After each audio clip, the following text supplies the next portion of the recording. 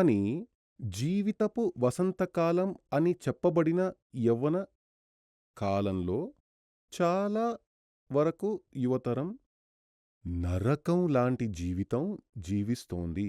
వీళ్ళల్లో అబ్బాయిలున్నారు, అమ్మాయిలున్నారు. నరక జీవితం అని చెప్పినప్పుడే తెలుస్తుంది. జీవితంలో కష్టాలు, నష్టాలు మాత్రమే అధికంగా ఉంటాయని అర్థం.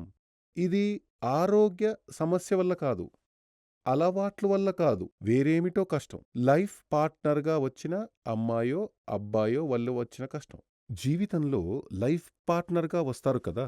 అంటే పెళ్లి చేసుకోవడం ద్వారా భార్య, భర్త ఈ ఇద్దరూ ఒక్కటిగా జీవించే సమయంలో వచ్చే కష్టం. లైఫ్ ఎంజాయ్ చేయడమే వీలు కాదు. అంతా ట్రాజెడీగా ఉంటుంది.